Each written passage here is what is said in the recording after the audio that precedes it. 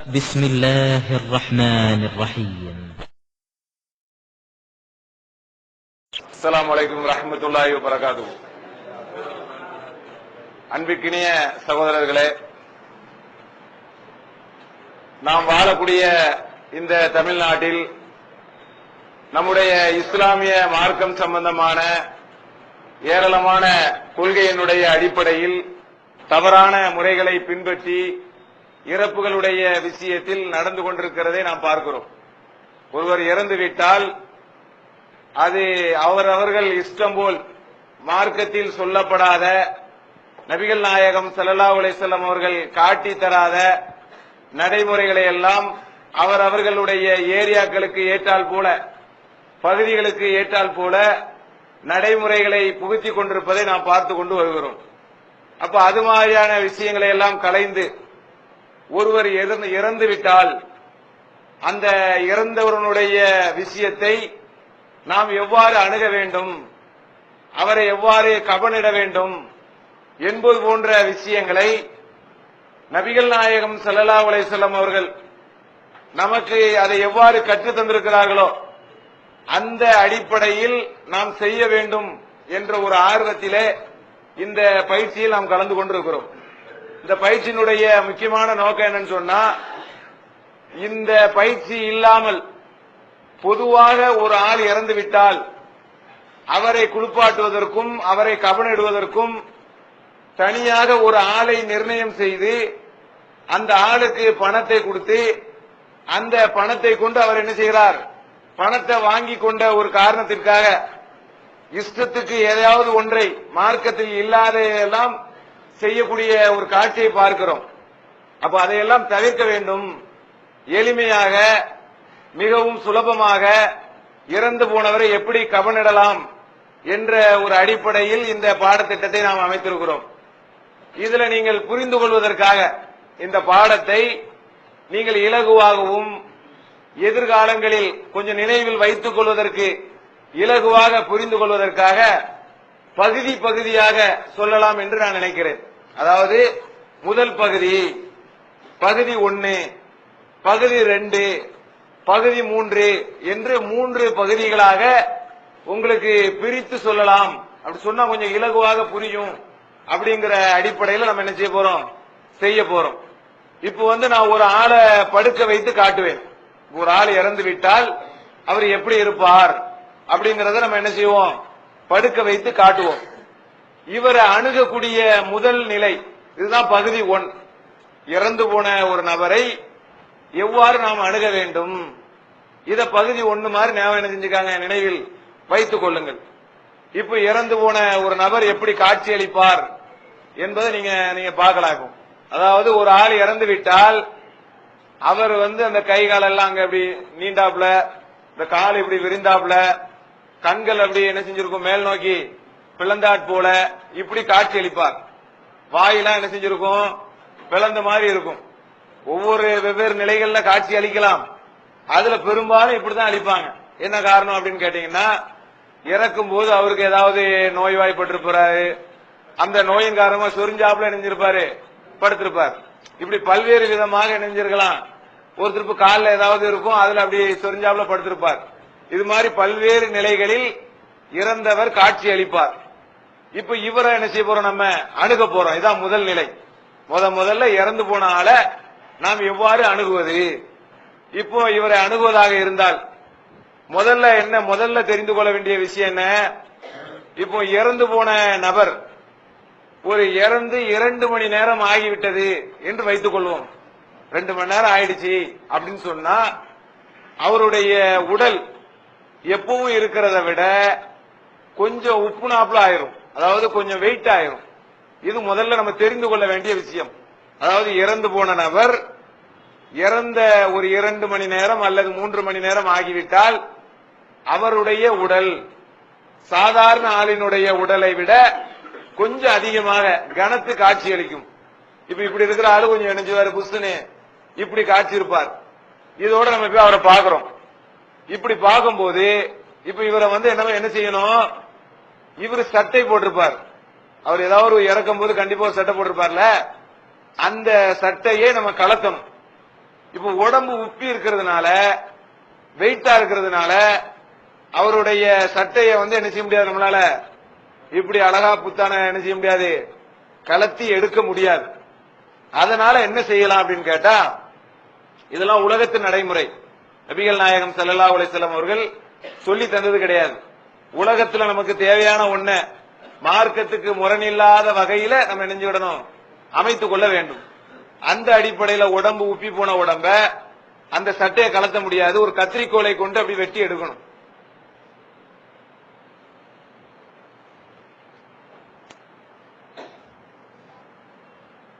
அப்படியே இந்த சைடும் கை இருக்கீங்களா, இப்ப நீங்க அப்படியே கற்பனை பண்ணிக்காங்க. இவருடைய சட்டை இரண்டு சைடும், இந்த சைடு வெட்டப்பட்டிருக்கிறது, இந்த பகுதியும் வெட்டப்பட்டிருக்கிறது, இந்த பகுதியும் வெட்டப்பட்டிருக்கிறது. இப்போ ஒரு ஆளுனுடைய துணையை கொண்டு யாராவது பக்கத்துல நிப்பாங்க, இறந்து போன வீட்டுல உதவிக்காக யாராவது ஒரு ஆள் நிப்பார்கள். அவரை கூப்பிட்டு என்ன செய்யணும், ஒரு ஆள் அப்படி தூக்க, இப்படி தூக்கிட்டீங்கன்னு சொன்னா, இப்ப இந்த சட்டையை தூக்கி இப்படி போடலாம், கீழே ஒரு பகுதி இருக்கும்ல, அதை தூக்கி இப்படி தூக்கி நெஞ்சலாம், வீசிடலாம். முடிஞ்சா? இப்ப நம்ம சட்டையே எடுத்துட்டோம். இப்ப சட்டை இல்லாம இவர் எதுல இருக்கிறாரு, பேண்ட்ல இருக்கிறார். பெரும்பாலும் இறக்கக்கூடியவங்க கையில தான் இருப்பாங்க. ஏன்னா நோய்வாய்ப்பட்டு பேண்ட் போட்டுட்டா இருப்பார். நோய்வாய்ப்பட்ட இருக்கிறவர் பேண்ட் எல்லாம் போட்டு இருக்க மாட்டார், சான்ஸ் இல்ல. பெரும்பாலும் கையில தான் என்ன செய்வாங்க, இருப்பாங்க. இப்ப இப்படி இருக்கும்போது நம்ம என்ன செய்யணும் அப்படின்னு கேட்டா, இந்த கைகள் இருக்குல்ல, கைகள், இந்த மூட்டுகள் வர்ற பகுதிகளை கொஞ்சம் அசைச்சி, இந்த சைடு, இந்த சைடு, இந்த சைடு, இது மாதிரி இந்த சைடு, இந்த சைடு, இது மாதிரியான பகுதிகளை லேசா அசைக்கணும், அசைச்சு சரி செய்யணும். இப்படி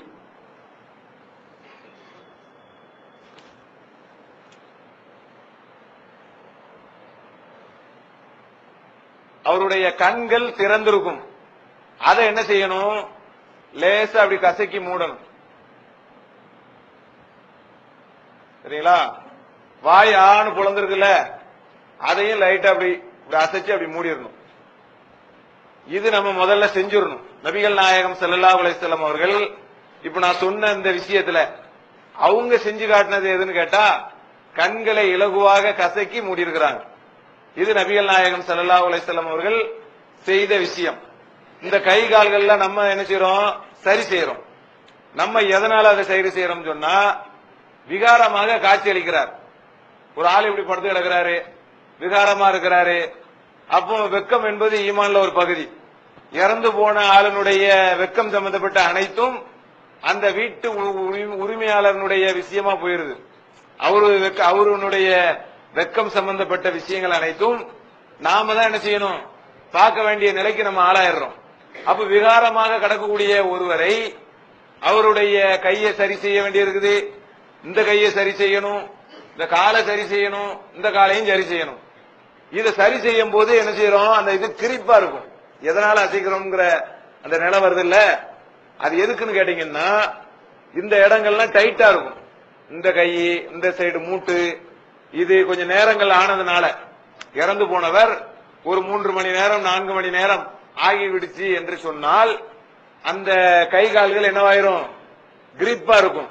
அதை நம்ம சரி செய்யறதுக்காகத்தான் இப்படி நம்ம ஷேக் பண்றோம், இப்படி லைட்டா அசைக்கிறோம். சரிங்களா? ஆனா நபிகள் நாயகம் ஸல்லல்லாஹு அலைஹி வஸல்லம் அவர்கள் செய்து காட்டினது, இந்த கண்ணை மட்டும் அப்படி லைட்டா கசக்கி மூடினாங்க. அந்த ஒண்ணுதான். அது அந்த கண்ணு ஏன் திறந்திருக்கு அப்படின்னு சொன்னா, இறக்கும் போது அந்த வானவர்கள் உயிரை கைப்பற்றத கண்கள் என்ன செய்யும், பார்க்கும் அப்படிங்கிற மாதிரி செய்திகள் இருக்குது. அந்த அடிப்படையில் தான் கண் அப்படி என்ன இருக்குது, மேல் நோக்கி இருக்குது. இதுக்கு ஹதீஸ்ல அந்த செய்தி நம்ம பார்க்கிறோம். இது ஒரு மேட்ரு. இப்போ நம்ம அந்த கைகளை சரி செஞ்சுட்டோம், வாயை மூடியாச்சு, கண்ணை மூடியாச்சு, காலை மூடியாச்சு. இப்ப கையில இருக்குது. கையில எப்படி இருக்கும், இப்ப பழைய சட்டை, நம்ம சட்டையை எடுத்துட்டோம்.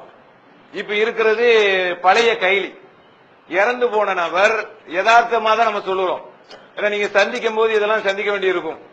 அப்ப இறந்து போன நபர் பழைய கைலியோட தான் நினைச்சிருப்பாரு, படுத்திருப்பார். அப்போ அதுல அவர் நோய்வாய்ப்பட்டு தான் இறந்திருப்பார் பெரும்பாலும். அப்ப அந்த நோய்வாய்ப்பட்டிருக்கும் போது அதுல என்னெல்லாம் இருக்கும், சில அசடுகள்லாம் இருக்கும். இப்ப நம்ம அதை எடுக்கணும்.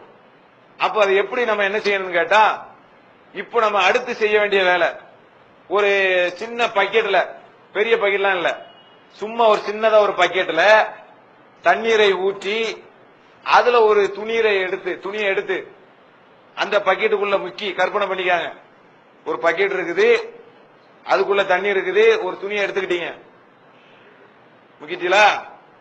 முக்கிக்கிட்டு அப்படியே துடைக்கணும். இது இந்த ஜனாசாவுக்கு கடமையான குளிப்பாட்டுதல் ஒண்ணு இருக்குது, அது இல்ல இது. சரிங்களா? ஜனாசாவுக்கு கடமையான குளிப்பாட்டுதல் என்று ஒன்று உள்ளது. நம்ம இப்ப அதுக்கு நம்ம போகவே இல்லை. அது எப்ப வேணாலும் செய்யலாம், இப்பவும் செய்யலாம், அல்லது குறைந்த நேரங்கள் கழிச்சும் செய்யலாம். முதல் ஃபர்ஸ்ட் எய்டுன்னு சொல்றானா இல்லையா, நோய்வாய்ப்பட்ட அந்த அது மாதிரி முதல் அணுகுமுறை. முதல்ல என்ன செய்யறது? சுத்தம் என்பது ஈமான்ல ஒரு பகுதி தான். இப்ப நம்ம செய்யறது சுத்தம். ஒரு இறந்து போன நபரை என்ன செய்யறோம்? சுத்தப்படுத்துறோம். அப்ப அந்த ஈர துணியை எடுத்து என்ன செய்யறோம்? இப்படி முகங்கள்லாம் இதெல்லாம் நல்லா துடைச்சிட வேண்டியதான். பெரிய அளவுல அசடுகள்லாம் இருக்காது. சரிங்களா? கைலி போட்டிருந்தாருன்னு சொன்னா அப்படி கைலியை லைட்டா தூக்கிக்கிட்டு என்ன செய்யணும்? இந்த சைடு நல்லா தொடச்சி எடுத்துடணும். அப்புறம் என்ன செய்யணும்? இந்த மையத்தை அந்த சைடு திருப்புவதாக இருந்தால், அதாவது முதுகு பக்கம் துடைக்க வேண்டும் அப்படின்னு நம்மளுடைய நிலை வருது இல்ல, அதுக்கு இந்த மையத்தை திருப்புறதாக இருந்தால் இந்த கையை இந்த சைடு போட்டுக்கிட்டு இந்த காலை அந்த சைடு எதிர்த்த மாதிரி இப்படி போட்டுக்கிட்டு இப்படி திருப்பணும். திருப்புறதுக்கு ஈஸியா இருக்கும். சரிங்களா? இதெல்லாம் உலக நடைமுறை தான். இது ரசூல்லா சொன்னதில்லை இப்படி திருப்புறதுக்கு இப்படித்தான் செய்யணும்னு. அதாவது இந்த காலை தூக்கி அப்படியே அந்த சைடு போட்டுக்கிட்டு இந்த கையையும் அந்த சைடு போட்டுக்கிட்டு நம்ம அப்படி என்ன செய்யறோம்? திருப்புறோம். இப்ப பின் சைடு தெரியும். இந்த பின் சைடு என்ன செய்யறோம்? அந்த ஈர துணியை வச்சு தொடச்சுக்கிடலாம். சரிங்களா? இப்படி நம்ம செய்யறதுனால என்னன்னு கேட்டீங்கன்னா, அந்த மையத்தினுடைய பேலன்ஸ் கரெக்டா வரும். இல்லாட்டா மையத்துக்கு கொஞ்சம் அந்த முடியாது, கரெக்டா அது மெயின்டைன்ஸ் பண்ண முடியாது. இப்படி போட்டு அப்படி செய்யறதுனால அது என்ன செய்யும்? அந்த வேலை இலகுவாக நடக்கும். அதற்காக தான் அந்த வழிமுறை நம்ம என்ன செய்யறோம்? கையாண்டு கொண்டு இருக்கிறோம். இது ஒரு முறை. இது நம்ம இப்ப அவர் கிளீன் பண்ணியாச்சு. இப்ப இந்த கைலி எனக்கு கொஞ்சம் ஈரமா இருக்கும். நம்ம கிளீன் பண்ணதுனால இந்த கைலி கொஞ்சம் ஈரமா இருக்கும். இப்ப இந்த கைலி நம்ம என்ன செய்யணும்? அப்புறப்படுத்த வேண்டும். இது அப்புறப்படுத்துறதா இருந்தா ஏதாவது ஒரு டவல் ஒண்ணு எடுத்துக்காங்க. சும்மா ஒரு டவல் எடுத்து அவருக்கு மேல இப்படி போட்டுருங்க. ஏன்னா அவருடைய மர்மஸ்தானத்தை நம்ம மூடிக்கிட்டு தான் அந்த வேலையை செய்யணும். அதற்காக இது. இந்த பாருங்க, இது பழைய கைலின்னு நினைச்சுக்காங்க, அல்லது பழைய பேண்ட் எதா இருந்தாலும் சரிதான். எடுத்துச்சீங்களா? ஏற்கனவே சட்டை போட்டோம்ல அந்த இடத்துல போட்ட வேண்டியதான். இப்ப மேல வெறும் என்ன இருக்குது? டவல் மட்டும் இருக்குது. இப்ப ஏதாவது ஒரு பழைய கையில இருந்தா, பழைய கையில இருக்காம ஒரு கையில அப்படின்னு வீட்டுல கேட்டீங்கன்னா கொடுப்பாங்க. உடனே அந்த கையில வாங்கி நெஞ்ச வேண்டியதான். அப்படி யாராவது ஒரு ஆளுடைய துணையை கொண்டு அப்படி எடுத்து போட்டு டவல எடுத்துட வேண்டியதான். இப்ப நீங்க பழைய கையிலேயே கட்டியாச்சு. சரிங்களா? சட்டையில மேல ஒண்ணும் கிடையாது. சரிங்களா? வாயெல்லாம் மூடிட்டோம், கண்ணெல்லாம் மூடிட்டோம். இந்த இடத்துல ஒரு கயிறு ஒண்ணு தேவைப்பட்டா போட்டுக்கலாம். கயிறு போடுவதற்கு எதனால அப்படின்னு கேட்டீங்கன்னா, தலைக்கு ஒரு கயிறு போடுவாங்கல்ல, அந்த கயிறு எதனால் அப்படின்னு சொன்னா காரணம் சரியா இருந்தா மார்க்க ரீதியா பிரச்சனை இல்ல. காரணத்தை விளங்கிதான் அதை செய்யணும். காரணம் என்ன? வாய் அப்படி பொழந்தாப்புல இருக்கும்.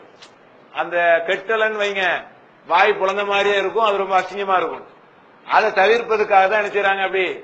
அப்படி வச்சு ஒரு டைட்டா இணைஞ்சிடறாங்க. இப்படி வச்சு இப்படி ஒரு கயிறு கட்டிடுறாங்க. அந்த மாதிரி ஒரு தேவை ஏற்பட்டால் அதுல ஒரு கயிறை வச்சு கட்டிடலாம் ஒண்ணு. இப்ப இது மாதிரி காலில் ஒரு கயிறு. சரிங்களா? இதுவும் அதுக்குதான். இல்லாட்டா பொழந்தாப்புல இருக்கும். ஏன்னா அது இறந்த ஆளுங்கிறதுனால அதனுடைய அந்த கால் எல்லாம் என்ன ஆயிருது? கிரிப் ஆயிருது. அதான் விஷயம். அதனால இதுல ஒரு கட்டு போட்டுறாங்க. சரிங்களா? இப்ப இதுல நம்ம கையில கட்டிருக்கிறோம். இப்போ அந்த வயிறு உப்பாமல் இருப்பதற்காக, வயிறு என்ன ஆகும்னா உப்பிக்கிட்டே இருக்கும் நேரம் ஆக ஆக. ஊர்ல இருந்தெல்லாம் சொந்தக்காரங்க வரணும், 4 பேர் வர வேண்டிய இருக்கும். அப்ப இவரு பாட்டு என்ன செய்வாரு? இவ்வளவு பெருசா இருப்பாரு, பார்க்க ஒரு மாதிரியா இருக்கும். அதை தவிர்ப்பதற்காக என்ன பண்ணுவாங்கன்னு கேட்டா, வயிற்றில் சின்ன எடைக்கல் மாதிரி ஏதாவது ஒண்ணு வைப்பாங்க. அதாவது எடைக்கல்லோ அல்லது அந்த உப்பு பாக்கெட் இருக்கா இல்லையா அதுவோ, அல்லது அந்த கண்ணாடி இருக்குல்ல, கண்ணாடியினுடைய அந்த பாதரசம் தடவிய பகுதியையோ இப்படி திருப்பி வைப்பாங்க. இது மாதிரி ஏதாவது ஒரு வெயிட்டான பொருள் அந்த வயிற்றினுடைய பகுதியில அந்த கையில எப்படி தூக்கிக்கிட்டு உள்ள வச்சிடணும். அப்படி சரிங்களா? இப்படி உள்ள வச்சிடணும். இது எதுக்குன்னு கேட்டீங்கன்னா அது உப்பாம இருக்கிறதுக்கு தான். மார்க்க ரீதியா அதுல என்ன இல்ல, எந்த கட்டாயமும் கிடையாது. நமக்கு விளங்க வேண்டிய விஷயம் என்ன, அதனுடைய வயிறு உப்பாமல் இருப்பதற்காக, பெருசாகாமல் இருப்பதற்காக இது அதுல செஞ்சிடணும். சரிங்களா? செஞ்ச பிறகு ஒரு டவல் ஒண்ணு வாங்கினீங்கல்ல, ஒரு டவல் ஒண்ணு ஏற்கனவே கேட்டிருந்தோம்ல, அந்த டவல் தான் இது. அதை தூக்கி இப்படி கழுத்துல போட்டுருங்க. சட்டை போடணும்னு சொல்லுவாங்க, தேவையில்லை. நம்ம சில முறைகள்லாம் மாத்தி தான் இப்ப சொல்றோம் உங்களுக்கு. முன்னால் நம்ம சொன்ன முறையே சில விஷயங்கள் நினைச்சிடும் மாத்தி நான் இப்ப உங்களுக்கு சொல்லிட்டு இருக்கிறேன். கரெக்டா எது தேவைங்கிறத கணக்கு பண்ணி. அப்ப சட்டைகள் தேவையில்லை. ஒரு இது மாதிரியான ஒரு டவல் எப்படி போட்டுக்கிட்டு இப்ப என்ன செஞ்சிட வேண்டியதான், ஒரு போர்வை ஒண்ணு வாங்கி நெஞ்சிட வேண்டியதான்.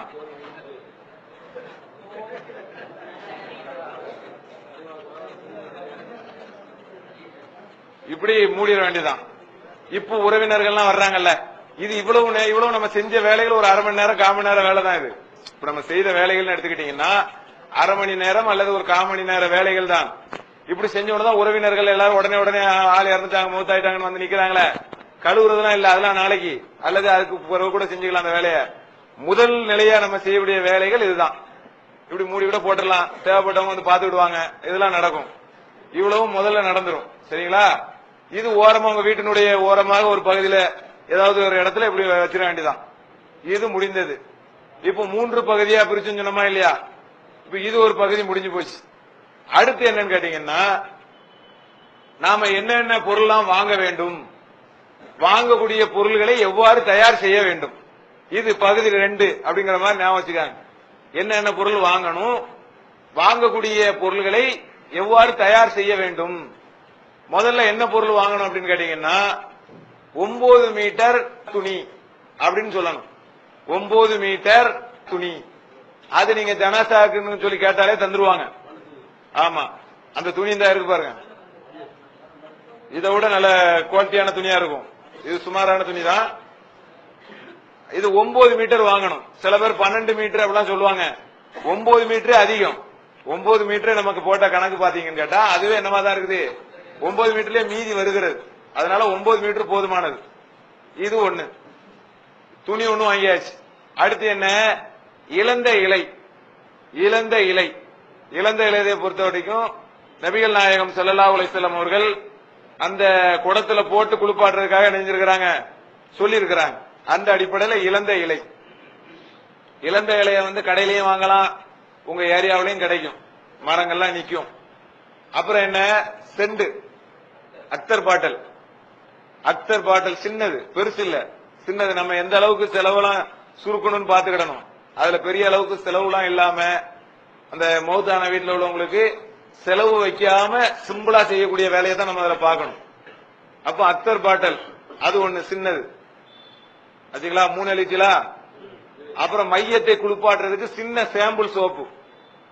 மையத்தை குளிப்பாட்டுறதுக்கு சிறியதாக சாம்பிள் சோப்பு. அடுத்து என்னன்னு கேட்டீங்கன்னா 50 கிராம் அல்லது கொஞ்சமாக கற்பூரம். 50 கிராம்ங்கிற ஒரு அளவுல கற்பூரத்தை பயன்படுத்திக் கொள்ளலாம். நமக்கு தோராயமா நினைஞ்சுக்கலாம், ஒரு 50 கிராம் அளவுக்கு கற்பூரத்தை வாங்கி கொள்ள வேண்டும். இவ்வளவும் வாங்கிய பொருள்கள். இப்ப வாங்கிய பொருள்களை நம்ம பயன்படுத்தக்கூடிய முறை எப்படிலாம் பயன்படுத்துறது அப்படின்னு கேட்டா, முதல்ல வந்து கற்பூரத்தை என்ன பண்ணிடணும், நீங்க குளிப்பாட்டக்கூடிய குடத்துல எதுல கடைசியில குளிப்பாட்டுறீங்களோ அந்த குடத்துல போட்டுடணும். இப்ப 3 குடம் குளிப்பாட்டினா 3வது குடத்துல போட்டு வச்சிடணும். 5 குடம் குளிப்பாட்டினா 5வது குடத்துல போட்டு வைக்கணும். அதாவது ஒற்றைப்படையாக தான் குளிப்பாட்டணும். இந்த குளிப்பாட்டக்கூடிய விஷயத்தில் ஒற்றைப்படையாக தான் குளிப்பாட்டணும். அந்த ஒற்றைப்படையில 3 குடம் சொன்னா 3வது குடத்துல போட்டு வச்சிருங்க. எத, கற்பூரத்தை. இளந்த இலைய எல்லா தண்ணியிலையும் போட்டுடலாம், 3 குடத்துலயும் இணைஞ்சிடலாம். இளந்த இலைய போட்டு வச்சிருங்க. சோப்பை வந்து இந்த மையத்தை குளிப்பாட்டுற இடத்தினுடைய பக்கத்துல இணைஞ்சிடணும், வச்சிடணும். இப்ப துணி 9 மீட்டர் லாங் கிளாத் துணி. இத வந்து நம்ம என்ன செய்ய போறோம், கிழிக்கக்கூடிய முறையை சொல்ல போறோம். இது எப்படி கிழிக்கிறது அப்படிங்கறத நினைச்சு போறோம், நம்ம சொல்ல போறோம். இப்ப இதுல நம்ம என்ன தயாரிக்க போனோம்னா 3 வகையான ஆடைகள் தயாரிக்க போறோம். இந்த 9 மீட்டர் லாங்லா துணியில் இதுதான் துணி கிழிக்கிற விஷயம் தான் கொஞ்சம் ஒரு மாதிரியா தெரியும். ஆனா ஈஸி தான், ஒன்றும் பெரிய மேட்டர் கிடையாது. இந்த 9 மீட்டர் லாங்லா துணியில 3 விதமான ஆடைகள். ஒன்னு என்ன, போர்வை. போர்வைன்னு சொன்னா இதை அப்படியே, அதாவது ஜனாசாவை அப்படியே கபனிடுவதற்கான போர்வை. சரிங்களா? அப்படி நம்ம அதை மூடுறோமா இல்லையா, அது ஒண்ணு. ஒன்னாச்சா? அது 2 போர்வை தயாரிக்கணும். போர்வைங்கிற அம்சத்துல ஒண்ணு. ரெண்டாவது என்ன, கைலி. 2 ஜனாசாவுக்கு கைலி இதுல தான் தயாரிக்க போறோம். மூணாவது சட்டை. அப்ப 3 விஷயங்கள் தான் இதை நம்ம தயாரிக்க போறோம். கூடுதலா நம்ம இதுல தயாரிக்க வேண்டியது என்னன்னு கேட்டா, கயிறு, நாடா கட்டுவாங்கல்ல, நாடா, அந்த நாடா கயிறையும் இதுல தான் தயாரிக்க போறோம். சரிங்களா? இப்ப இந்த இதுக்கு போர்வை எப்படி தயாரிக்கிறது, இறந்து போன நபருக்கு போர்வை எவ்வாறு தயாரிப்பது அப்படின்னு கேட்டா, பொதுவா ஒரு மனிதன் எத்தனை அடி இருப்பான்? 6 அடி. ஒரு மனிதன் எடுத்துக்கிட்டீங்கன்னு சொன்னா 6 அடி இருப்பான், அதான் நார்மல். அப்ப 6 அடி உள்ள ஒரு மனிதனை கபனிட வேண்டும், அவனை பேக் பண்ணணும் அப்படின்னு சொன்னா அவனுக்கு எத்தனை அடி தயாரிக்கணும்? 8 அடி. 7 அடி இல்ல, அதாவது 1 அடி இங்க, 1 அடி அங்க, 6 அடி அவனுக்கு. சரிங்களா? அப்ப மொத்தம் 8 அடி தேவைப்படும். ஞாபகம் வச்சுக்காங்க. 1 அடி அந்த சைடு காலுக்கு அங்க, 1 அடி தலைக்கு அங்க, ஒரு 6 அடி அவனுடைய உடலுக்கு. சரிங்களா? 8 அடி. இப்ப 8 அடி போர்வையை தயாரிக்கிறதா இருந்தா நமக்கே கணக்கு பண்ணி பார்க்கலாம். இந்த துணியை நீங்க எப்படி, இதுக்காக மீட்டர்லாம் வாங்க வேண்டாம், உங்களை அளந்து பாருங்க. கீழே காலை வச்சு மிதிச்சுக்காங்க, துணியை காலை வைத்து மிதித்து கொண்டு இத பாருங்க. இப்ப இது 6 அடியா? இப்ப இதுல இருந்து ஒரு இவ்வளவு வருமா? 8 அடி. அவ்வளவுதான். இத என்ன செஞ்சிடணும், ஒரு வெட்டி இழுத்துடணும். அல்லது என்ன பண்ணுங்க, இங்க இருந்து கணக்கு பண்ணி இப்படி வைங்க. ஒண்ணு உங்களுக்கு நீங்க உங்களை அளவா எடுத்துக்காங்க, அல்லது மையத்து சும்மா அதிலே இருந்துச்சுன்னா அப்படியே சிம்பிளா இணைஞ்சிடலாம். மையத்தை வச்சு ஒரு அளவு எடுத்துடலாம். இருக்கா? இப்படியும் பண்ணிடலாம். புரியுதா? அளவு எடுக்கக்கூடிய முறை புரியுதா இல்லையா? ஒண்ணு நம்ம உயரத்துக்கு வைத்து நமக்கு மேல ஒரு 2 அடி எக்ஸ்டெண்ட் பண்ணிக்கிறது, அல்லது மையத்தை கணக்கு பண்ணி அங்கேயும் இங்கேயும் இடைவெளி விட்டு இணைஞ்சிடுறது, வெட்டிடுறது. இப்போ வெட்டுற அந்த துணியை பொறுத்த வரைக்கும் ரொம்ப சிரமம் இல்ல. நீங்க ஏதாவது ஒரு கத்தி மாதிரி ஒண்ணு இருக்கா, இந்த பாருங்க, இப்படி இழுத்தா வந்துடும். இதுதான் துணியினுடைய பெசல், ஒரு இழுத்தா வந்துடும். இப்ப 2 போர்வை தயாரிக்கிறதா இருந்தா என்ன செய்யணும்? அதே அளவுக்கு வைங்க, இப்படியே வை.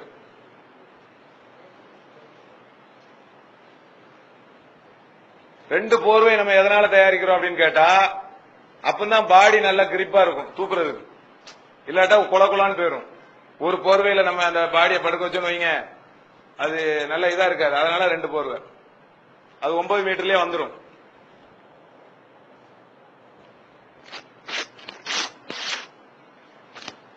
சரிங்களா? இப்போ நம்ம 2 போர்வை தயாரித்து உள்ளோம்.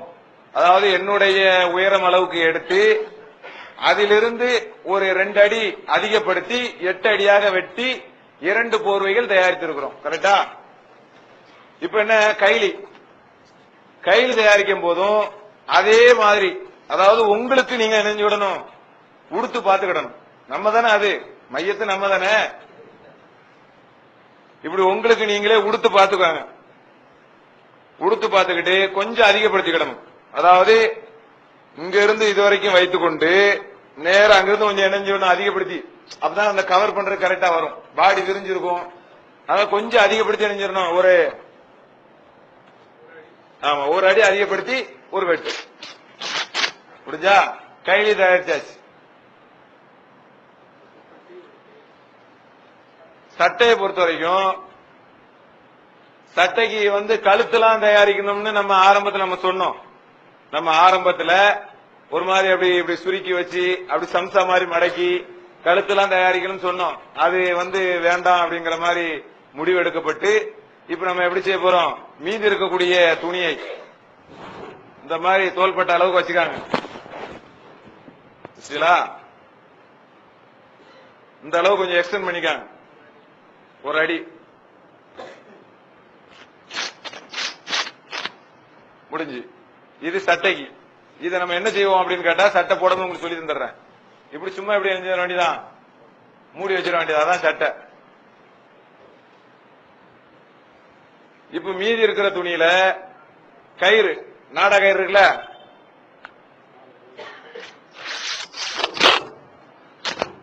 இது மாதிரி ஒரு கயிறு. இது தலைக்கு கட்டுறதுக்கு அந்த சைடு, அதாவது பாடியினுடைய அந்த சைடு கட்ட. இது மாதிரி ஒரு கயிறு.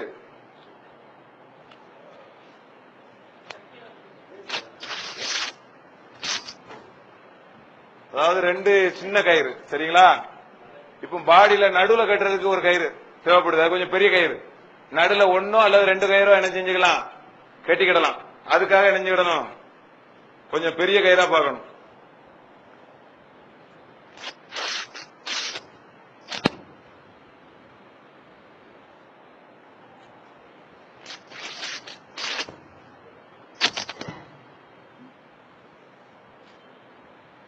சின்ன கயிறா இருந்துச்சுன்னு சொன்னா இப்படி ஜாயின் பண்ணிக்கிடணும். புரியுதா?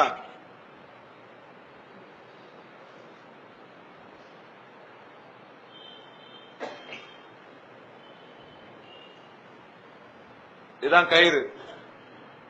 கயிறு தயாரிச்சாச்சு. இப்போ நம்ம வாங்கிய பொருள்களை என்ன செய்யணுங்கிறத நம்ம என்ன செஞ்சிட்டோம், சொல்லிட்டோம்.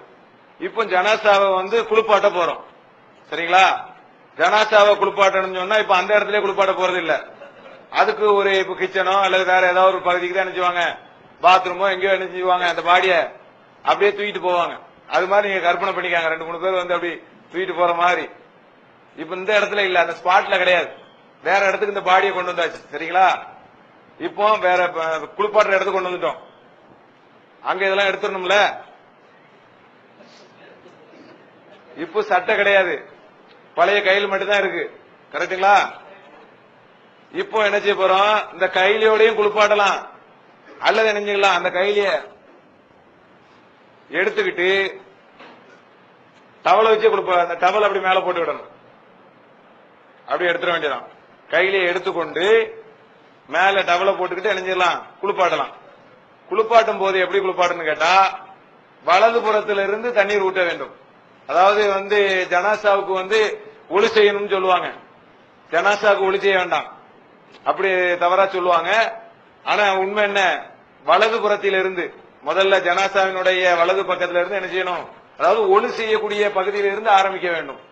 அப்போ வலது புறத்துல இருந்து என்ன செய்யணும், தண்ணீர் ஊற்ற வேண்டும். இது ஒண்ணு குளிப்பாடக்கூடிய முறையில தெரிந்திருக்க வேண்டிய தகவல். ஏன்னா உங்களுக்கு புத்தகங்கள்லாம் இருக்கு, அதுக்கு நான் உங்களுக்கு இதுல சிம்பிளா சொல்லி தர்றேன். இது ஒரு விஷயம்.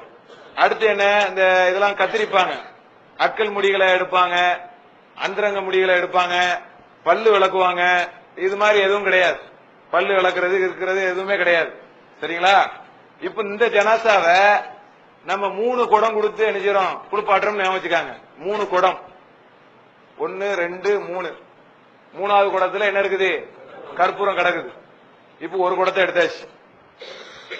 முகத்தை குளிப்பாட்டும் போது கொஞ்சம் முகத்துல இப்படி கையை வச்சு மூடிக்கிட்டு, சரிங்களா, முகத்தை வச்சு கையை வச்சு மூடிக்கிட்டு தண்ணி என்ன செய்யுங்க, ஊத்துங்க. வாயெல்லாம் இப்படி மூடிக்காங்க கையை வச்சு. இல்லாட்டா என்ன ஆகும், வாய்க்குள்ள தண்ணி போயிடும். முகத்தை மட்டும் கலவும் போது இப்படி நினைச்சுக்காங்க, இப்படி நல்லா ஜம்முன்னு மூடிக்காங்க. இப்படி மூடிக்கிட்டு என்ன செய்யுங்க, அப்படி ஊறிக்கிட்டு என்ன செய்யுங்க, ஊத்துங்க. சரிங்களா? முகத்தை மூச்சிக்கிட்டு இது மாதிரி உடம்புலாம் ஃபுல்லா ஊத்தி விடுங்க. இப்ப ஒரு குடத்தை எப்படி காலி பண்ணியாச்சு. சரிங்களா? இனிமே 2வது குடம், அதை என்ன செய்ய போறோம், அடுத்து பின் சைடு நம்ம பயன்படுத்திக்கலாம். அந்த 2வது குடத்தை, அந்த 2வது குடத்தை இதுல என்ன செய்யணும், இந்த சோப்பு வாங்கினீங்கல்ல அதையும் போட்டுக்கலாம். தேவைப்பட்டா சோப்பு ஒரு நம்ம சாம்பிள் சோப்பு ஒண்ணு வாங்கணும், அதை என்ன செய்யலாம், போட்டுக்கலாம். திருப்புற முறையை நம்ம சொல்லி தந்திருக்கிறோம். அங்க எப்படி திருப்பணுமோ அதை தான் இங்கேயும் திருப்பணும். இந்த சைடு திருப்புவதாக, இடது சைடு திருப்புவதாக இருந்தால் வலது கால அங்க தூக்கி போட்டுருணும், வலது கை அங்க போட்டுக்கிட்டு இப்படி திருப்பணும். அப்ப கரெக்டா வரும். 2 பேர் நின்று அந்த வேலையை செஞ்சிடலாம். இல்லாட்ட 10 பேர் நின்று செஞ்சுட்டு கிடப்பான், அதெல்லாம் வேலைக்கு ஆகாது. நீங்க 2 பேர் அந்த வேலையை அழகா செஞ்சிடலாம். இப்படி என்ன செஞ்சிட வேண்டியதான், ஊத்தி விட்டுற வேண்டியதான். சரிங்களா? இதை ஊத்தி விடும் போது ரொம்ப மர்மஸ்தானத்தெல்லாம் போட்டு ரொம்ப கையை போட்டு கழுவணும், வைக்கணும், எடுக்கணும், இந்த மாதிரிலாம் கிடையாது. அதுக்கு ஒரு சின்ன அதனாலதான் பயப்படுறது. ஏன் பக்கத்துல போறது இல்லைன்னு கேட்டா இது மாதிரி எல்லாம் சங்கடப்பட்டுக்கிட்டு அதுக்கு என்ன பண்ணணும்னு கேட்டா நீங்க அந்த பக்கெட்ல தண்ணி எடுத்து சும்மா அந்த ஜெக்குல தண்ணி எடுத்து நெஞ்சிட வேண்டியதான். நல்ல அப்படி ஒரு ஊத்து நல்ல வெயிட்டா ஊத்தி ஊத்தி விட்டீங்கன்னா அது பாடி நெஞ்சிடும், கிளீனா போயிடும். ஒன்னும் பெரிய அளவுல அசுத்தங்கள்லாம் இருக்காது. பெரிய அளவுல அசுத்தம் உள்ளதா இருந்தா நல்லா குளிப்பாட்டிக்கலாம், அது வேற விஷயம். சரிங்களா? இது மாதிரி செஞ்சிடணும். இது ஒரு 2வது குடம். அதே மாதிரி 3வது குடத்தையும் நெஞ்சிட வேண்டியதான். எல்லாத்தையும் தண்ணி ஊத்தி எல்லாத்தையும் கிளீனா குளிப்பாட்டிட வேண்டியதான். முடிஞ்சா? இப்ப இவர் வெறும் கையிலோட தான் இருக்கிறார் அல்லது டவலோட இருக்கிறார். இப்ப என்ன செய்யறோம்? துடைக்கிறதுக்காக நம்ம வாங்கின துணியிலே மீதி கூட இருக்கும். நம்ம வாங்கின அந்த 9 மீட்டர் லாங்லா துணியை கிழிச்சதுலயே மீதி வரும். அல்லது அவங்க கிட்டே பழைய கைலிகள் ஏதாவது கேட்கலாம், கேட்டு நெஞ்சிட வேண்டியதான். அப்படி நல்லா முழுவதும் துடைக்க வேண்டும். அதே மாதிரி பின் சைடையும் துடைக்கிறதாக இருந்தால் அதே மாதிரியான அந்த நிலையை கை கொண்டு, அதாவது இடது பக்கம் திருப்பதாக இருந்தால் வலது கால இடது கால் மேல போடணும், வலது கையை இடது கை சைடா போட்டுக்கிட்டு அப்படி திருப்பணும்.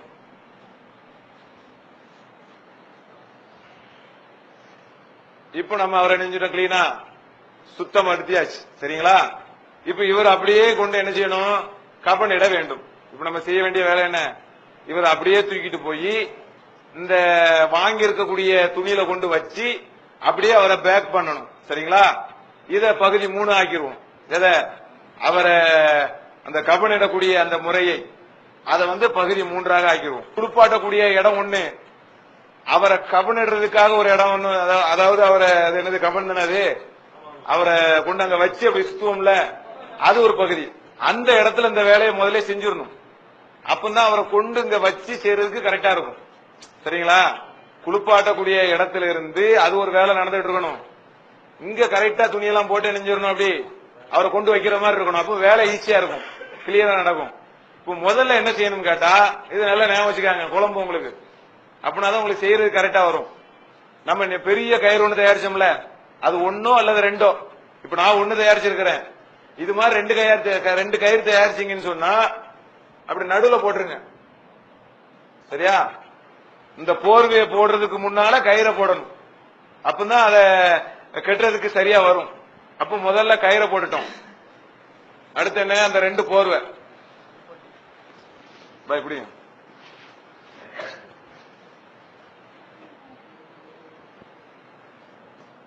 பாய் இதுக்குள்ள அடங்கிடுவாரா? இந்த துணிக்குள்ள இவரு நீங்க நல்லா 2 போர்வை தயாரிச்சதுல 2 லாபம் இருக்கு. ஒண்ணு என்னன்னு கேட்டா, இவரு வெயிட்டா தூக்குறது 1, இவர் அகலமான ஆளு பார்ட்டி, கொஞ்சம் வெயிட்டான பார்ட்டி அப்படின்னு சொன்னா என்ன செஞ்சிடலாம்? ஒரு போர்வை இப்படியும் இன்னொரு போர்வையும் இன்னும் கொஞ்சம் அகலம் கூட்டி வர்ற மாதிரி நெஞ்சுக்கலாம், போட்டுக்கலாம். சரிங்களா?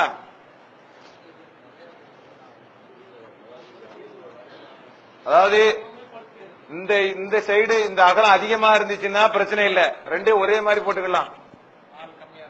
ஆமா, ஆள் சின்ன ஆளா இருந்தா, ஆள் கனத்த ஆளா இருந்தாருன்னா இப்படி இழுத்து போட்டுக்கலாம். புரியுதா உங்களுக்கு? இதான் விஷயம். இப்ப இவரு எப்படி போடுறது? இவருக்கு சரி, இவரு போடுங்க. போட்டோமா? சரி. இப்போ அவருக்கு அங்க நம்ம ஏற்கனவே குளிப்பாட்டி வச்சிருந்தோம்ல, அந்த இடத்துல வச்சு கையிலே கட்டி கொண்டு வந்துடணும். அந்த இடத்துல கையில கட்டுங்க, கையிலே கட்டிக்காங்க. அவரை அப்படி படுக்கப்பட்டு ஒரு ஆளை அப்படி தூக்கிட்டு வாங்க, போய் படுக்க பாய் 4 பேர் தூக்குங்க, படுத்துக்காங்க. ஒழுங்கா கைலி கொஞ்சம் சின்ன கைலி, இது துணி சின்ன துணி, இது கொஞ்சம் சின்ன, பாத்து மேல இது துணி கொஞ்சம் சின்ன துணி. சரிங்களா? நான் வாங்கிட்டு வந்த கொஞ்சம் துணி சின்னது, அது இப்படி அட்ஜஸ்ட் பண்ணிக்கலாம், ஒன்னும் பிரச்சனை இல்லை. ஆமா ஆமா, அதான் கண்ணு பாய் கொஞ்சம் டிவி இடத்த காட்டு. இத பாருங்க, கையில இப்படிதான் கட்டணும். ஆமா, இது கொஞ்சம் சின்ன துணியா இருக்கு, இல்லாட்டா அந்த கால் எல்லாம் கவர் ஆயிரும். சரிங்களா? இது இந்த அகலம் கொஞ்சம் கம்மியா இருக்கு இந்த துணி. சரிங்களா? அது வாங்கும் போது நல்ல பெருசா கேட்டு வாங்கிக்காங்க. இது போட்டுட்டோம். அக்தர் பாட்டில் 1 வாங்கினீங்கல்ல, அதை அடிச்சு விட்டுருங்க லைட்டா, ரொம்ப இல்ல, சும்மா லைட்டா அடிச்சு விட்டுருங்க. விட்டாச்சா? அது இருக்கட்டும். சட்டை என்ன பண்ணிடணும்? இந்த இருக்கு பாருங்க, இப்படி மடிச்சு விட்டுற வேண்டியதான். இப்படி உள்ள சொறி விட்டுருங்க. வேலை ஈஸி ஆக்கிட்டோம். முதல்ல அது வந்து அப்படி கழுத்து வைக்கணும் அப்படி இப்படிலாம் இருந்துச்சு, அதெல்லாம் தேவையில்லைங்கிற மாதிரி நம்ம நினைச்சிட்டோம், அதை சுருக்கிட்டோம். இப்போ நம்ம வந்து ஜனாசாவை வந்து கட்ட போறோம். முதல்ல கட்டும் போது நடுப்பகுதியில இருந்து கட்டினீங்கன்னா தான் ஈஸியா இருக்கும். இங்க ஆரம்பிக்க கூடாது, இங்க ஆரம்பிக்க கூடாது, நடுப்பகுதியில இருந்து ஆரம்பிச்சாதான் உங்களுக்கு ஈஸியா இருக்கும். அதனால வர ஒரு நிமிஷம் முதல்ல அதை விட்டுருங்க, அதான் அங்க ஆரம்பிக்கிடணும். இல்லை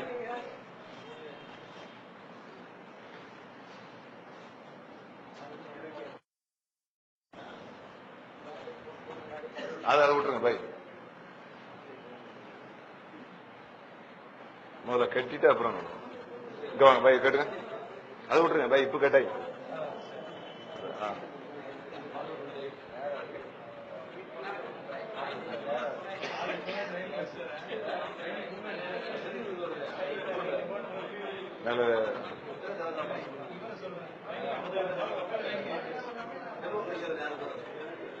சரி, அதாவது நம்ம வந்து நடுவுல கயிறு போட்டோம், அந்த நடுவுல உள்ள கயிறை கட்டணும். இங்க முதல்ல போயிடாங்க, அப்ப அந்த கரெக்ட் வராது. இதை கட்டின பிறகு அப்புறம் என்ன செய்யுங்க, இந்த துணியை அப்படியே நல்லா காலுக்குள்ள விட்டு நல்லா எவ்வளவுக்கு எவ்வளவு விட முடியுமோ அதை விட்டுட்டு அதே மாதிரி இங்கே இணைஞ்சிட வேண்டியதான். இந்த ஒரு துணிய ஆமா அது அந்த சைடு கொஞ்சம் கஷ்டம் நம்ம வச்சிருக்க. அவர் படுத்தது அப்படி படுத்திருக்காரு.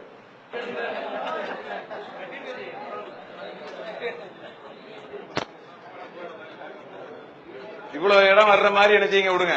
சரிங்களா? இது குறைவா இருக்குது. குறைவா இருக்கிறதுக்கு காரணம் இங்க அதிகமா இருக்கு. சரிங்களா? விளங்கிட்டீங்கல்ல? இப்ப ஜனாசாவை யார் பார்க்கணும், வைக்கணும், எடுக்கணுங்கிற நிலைகள் இருக்கும் போது இதுதான் நிலை. பாத்துட்டீங்கன்னு சொன்னா முடிச்சிட வேண்டியதான்.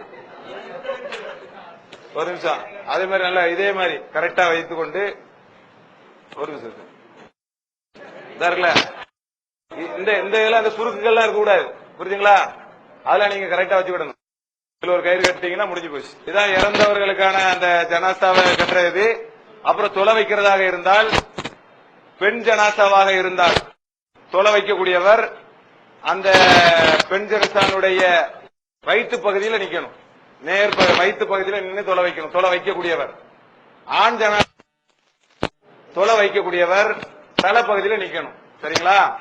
ஓதுறதை பொறுத்த வரைக்கும் நம்ம சூரத்துல் ஃபாத்திஹா ஒண்ணு, அதாவது துணை சூரா விரும்பினா ஓதிக்கிடலாம். விரும்பினா அதுவும் கட்டாயம் இல்ல. மாதிரி அல்லாஹும்ம ஸல்லி அலா முஹம்மதின் வல ஆலி முஹம்மதின் என்று சொல்லக்கூடிய நபிகள் நாயகம் ஸல்லல்லாஹு அலைஹி வஸல்லம் மீது ஸலவாத் சொல்றோமா இல்லையா, அது ஒண்ணு. ரெண்டு, அதே மாதிரி நபிகள் நாயகம் ஸல்லல்லாஹு அலைஹி வஸல்லம் அவர்கள் ஒரு துஆ நமக்கு கத்துந்திருக்கிறாங்க இறந்தவருக்காகவே. மக்ஃபிர் லஹு வர்ஹம்ஹு என்று சொல்லக்கூடிய அந்த மாதிரி துஆ, இன்னும் 2-3 துஆக்கள்லாம் இருக்குது. அதையும் நீங்க படித்துக்கொண்டு அதை 3வது தக்பீருக்கு இணைஞ்சுக்கலாம், சொல்லிக் கொள்ளலாம். 4வது தக்பீருக்கும் அதே மாதிரி ஏதாவது ஒரு துஆவை சொல்லிக்கலாம். நம்ம தாய்மொழியே கட்டுக்கிடலாம், இல்ல வெறுமன தக்பீர் சொல்லி இணைஞ்சிடலாம், சொல்லிக்கலாம். ஜனாசா தொழுகையில் உள்ள மேட்ரு. ஜனாசாவை கொண்டு வைக்கக்கூடிய இடத்துல தெரிந்து கொள்ள வேண்டிய விஷயம் என்னன்னு கேட்டா, குழிய அகலமா தோண்டிக்கிடணும். அதான் அதுல ரசூல்லா நமக்கு கத்து தந்த விஷயம். நெருக்கடி இல்லாம அகலமாக தோண்டி அதை கரெக்டா வைத்துக் கொள்ள வேண்டும். அதை கிப்லாவை நோக்கி தான் வைக்கணும் அப்படி சொல்லுவாங்க. அப்படிலாம் எதுவும் கிடையாது. ஜனாசா பயிற்சி முறை.